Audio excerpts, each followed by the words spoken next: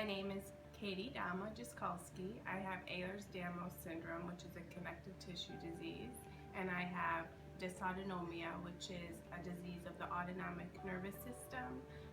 And my name is Allie Dama Affandy, and I have panvasculitis, which is polyarteritis nodosa, and it's a rare autoimmune disease.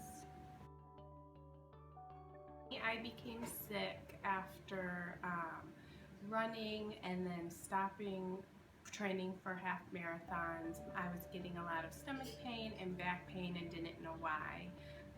So I stopped the running to give my body a rest, and it was that rest that backfired on me, and I began to have a lot more symptoms besides the back and stomach pain. I began to get very dizzy.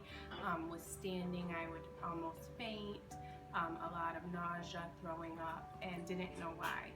I looked healthy, but my body had become very sick very fast. I was in a wheelchair in a matter of 3 months. So I kept searching for answers. It was the 23rd doctor in Fort Wayne, Indiana, that figured out that I had Ehlers-Danlos syndrome.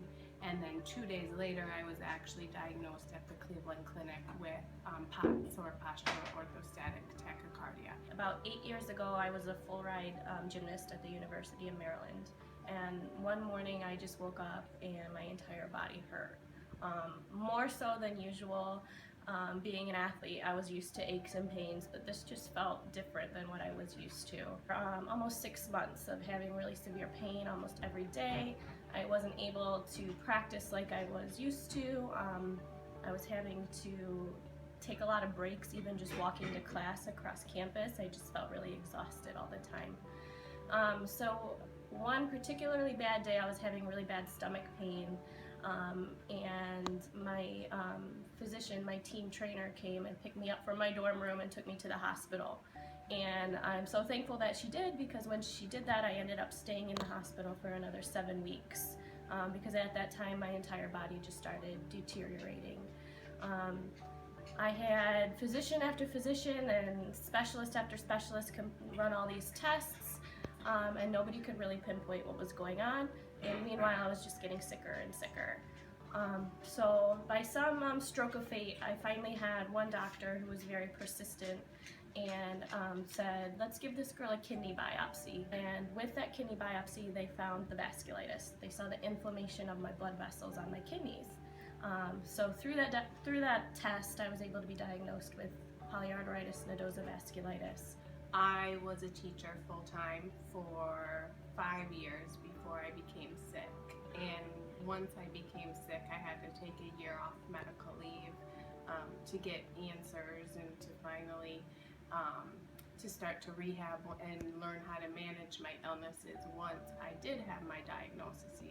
Being ill really brings your true support system to the forefront. You can see who's really there for you when times are bad, so it really helped me develop deeper relationships with some of my friends and my family. Even though you feel like you are losing control, I've learned there's always things that you can control. Like maybe it is that I may not be able to control, I'm in a wheelchair, but I can get 9 hours of sleep tonight so my body can recover. Advocating for yourself is one of the most important things that we can do. We were talking, and being 2 sisters in one family and having gone through such long journeys to get answers, and then on top of that being sick, and then often not being taken seriously when we were sick because we looked fine, we decided, there's got to be so many other people out there going through similar things that we can, definitely relate to.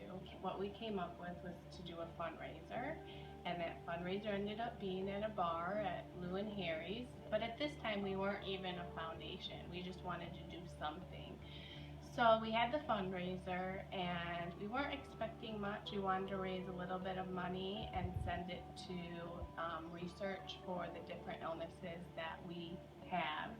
And it was that night and that fundraiser that really opened our eyes, because so many people came out to support us. And it was the people that came up to us after the fundraiser that night that, had tears in their eyes and thanked us Thank you for bringing awareness to these illnesses. I have lupus, I have fibromyalgia, I've been through similar things. And after that night, Allie and I, we decided there's a place for this in our community.